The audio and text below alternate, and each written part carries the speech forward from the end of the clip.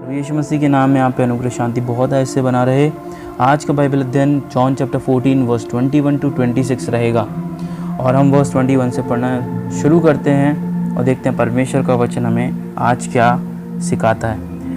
Verse 21, जिसके पास मेरी आज्ञाएं हैं और वह उन्हें मानता है वही मुझसे प्रेम रखता है, और जो मुझसे प्रेम रखता है उससे मेरा पिता प्रेम रखेगा और मैं उससे प्रेम रखूंगा और अपने आप को उस पर प्रकट करूंगा। यीशु मसीह एक ऐसे व्यक्ति के बारे में बता रहे हैं जो यीशु की आज्ञा मानता है, और जब वो व्यक्ति यीशु की आज्ञा मानने लगता है तो कुछ चीज़ें उसके साथ घटित होती हैं। सबसे पहली चीज़ जो घटित होती है वो एक साइन होता है। क्या चिन्ह है कि वो सच में यीशु से प्रेम रखता है।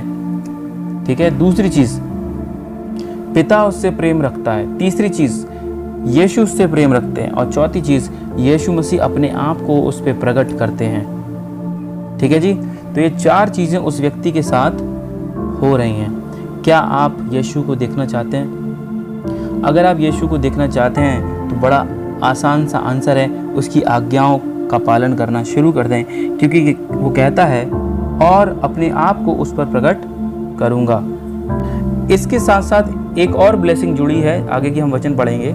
जो व्यक्ति यीशु की आज्ञा मानता है वो एक और ब्लेसिंग, पांचवी ब्लेसिंग पाता है। अगर हम वचन 22 और 23 पढ़ें तो वहाँ लिखा है, उस यहूदा ने जो इस्करियोती ना था उससे कहा, हे प्रभु, क्या हुआ कि तू अपने आप को हम पर प्रकट करना चाहता है और संसार पर नहीं?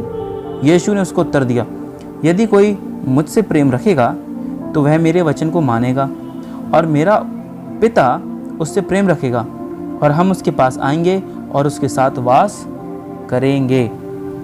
पांचवी जो ब्लेसिंग आ रही है वो है कि पिता और Yeshu Masih, God the father and God the son, दोनों आएंगे और इंग्लिश में आया है they will make their home with the person. उस विश्वासी के साथ अपना घर बनाएंगे और उस विश्वासी के साथ वास करेंगे। सो अगर हम चाहते हैं कि पिता परमेश्वर और प्रभु यीशु मसीह हमारे साथ वास करे तो हमें उसकी आज्ञाओं का पालन करना है। बहुत आसान है परमेश्वर का वचन। ठीक है ना। तो 5 ब्लेसिंग्स आपने देखी, ये 5 ब्लेसिंग्स जो हैं जुड़ी हुई हैं। अब दूसरा प्रश्न, कौन व्यक्ति यीशु से प्रेम नहीं रखता? इसका उत्तर वर्ष 24 में दिया है। वर्ष 24 कहती है, जो मुझसे प्रेम नहीं रखता वह मेरे वचन नहीं मानता, और जो वचन तुम सुनते हो वह मेरा नहीं वरन मेरे पिता का है जिसने मुझे भेजा है। तो यीशु से कौन प्रेम नहीं रखता, इसमें कोई एक्सप्लेनेशन की ज़रूरत नहीं, साफ यीशु ने कह दिया है। अब वचन 25 और 26 हम पढ़ेंगे।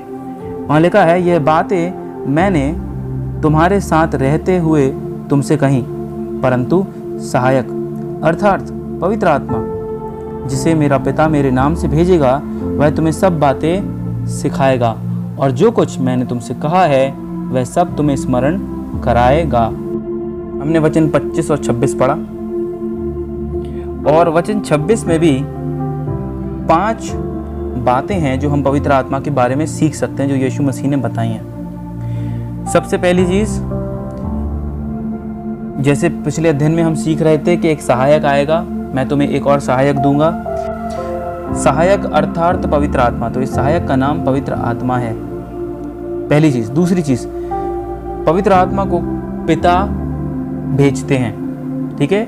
तीसरी चीज़, किसके नाम में भेजते हैं? वो केवल और केवल यीशु मसीह के नाम में भेजते हैं।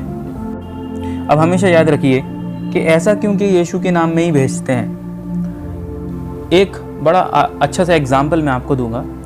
मान लीजिए कि आपका एक मित्र है जिसके पास आप एक सहायता के लिए जाते हैं और कहते हैं, दोस्त मुझे इस काम में आप तुम्हारी हेल्प चाहिए। तो वो आपका दोस्त कहता है कि भाई ये काम मैं तो नहीं कर सकता, लेकिन मैं एक भाई को जानता हूँ जो ये काम कर सकता है। तुम एक काम करना, तुम उसके पास जाना, मेरा नाम लेना और वो तुम्हारी मदद कर देगा। तो आप के साथ भी ऐसा कई बार हुआ होगा और आप रिलेट कर सकते हैं, क्योंकि थर्ड पर्सन को आप नहीं जानते लेकिन आपका मित्र के नाम से वो आपकी हेल्प कर रहा है। उसी प्रकार से पिता परमेश्वर को कोई नहीं जानता। यीशु ने स्वयं बोला है, केवल पुत्र जानता और कोई नहीं जानता। इसलिए पिता तक पहुंचने के लिए या पिता से कुछ मांगने के लिए हमें यीशु मसीह की ज़रूरत है।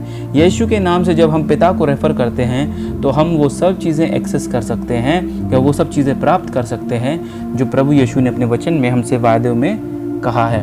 तो पवित्र आत्मा भी हमको यीशु मसीह के नाम से इस प्रकार से मिलता है। चौथी चीज़ जो इस वचन में कही गई वो है कि पवित्र आत्मा तुम्हें सब बातें सिखाएगा। और पांचवी चीज़, यीशु के वचन में से तो कह रहा है तुम्हें स्मरण कराएगा। वो कहता है जो कुछ मैंने तुमसे कहा है वह सब तुम्हें स्मरण कराएगा। आप ऑब्जर्व करते होंगे कि कई बार आप संकट में, परेशानी में, और पवित्र आत्मा के द्वारा आपको ये वचन याद दिलाया जाता है, जिसको सुन करके, जिसको आप याद करके शक्ति पाते हैं, सामर्थ पाते हैं और परमेश्वर के पीछे ईमानदारी से चलते हैं। अब कंक्लूजन में 5 बातें याद रखना। ओबीडियंस क्या लाता है? जो यीशु की आज्ञाओं को मानता है, वर्ष 21 में ओबीडियंस 5 चीज़ों को लाता है। पहली चीज़ कि ये एक साइन है सच्चे विश्वासी का। ये एक साइन है जो यीशु से सच्चा प्रेम रखता है, उसकी आज्ञाओं को मानता है। दूसरी चीज़, वो पिता के द्वारा प्रेम किया जाता है। तीसरी चीज़, यीशु के द्वारा भी प्रेम किया जाता है। चौथी चीज़, यीशु मसीह अपने आप को उस पर प्रकट करते हैं। और पांचवी ब्लेसिंग जो थी ओबीडियंस की, वो ये थी कि पिता और पुत्र दोनों आकर उस विश्वासी के साथ वास करते हैं। ठीक है। अब 5 चीज़ें पवित्र आत्मा, यहाँ सहायक के बारे में, वो जो 26वीं आयत में दिया है, उस सहायक का नाम है पवित्र आत्मा, पहली चीज़।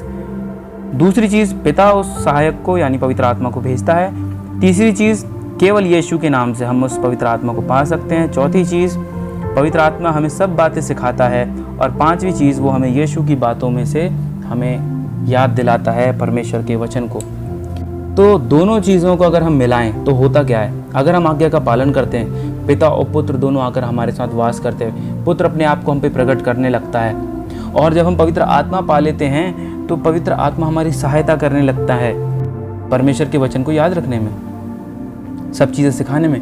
तो इन शॉर्ट, जब हम आज्ञा मानते हैं और पवित्र आत्मा को पाते हैं तो त्रिएक परमेश्वर हमारी सहायता के लिए 24 घंटे 7 दिन हमारे साथ रहते हैं और हम परमेश्वर के राज्य के लिए बहुत ही अच्छे वैसल की तरह इस्तेमाल हो सकते हैं। तो प्रभु यीशु मसीह की आज्ञाएं माने, पवित्र आत्मा को मांगें और प्रभु यीशु के लिए एक अच्छा बर्तन बन जाएं। प्रभु यीशु आपको इस वचन से आशीष दे। आमीन।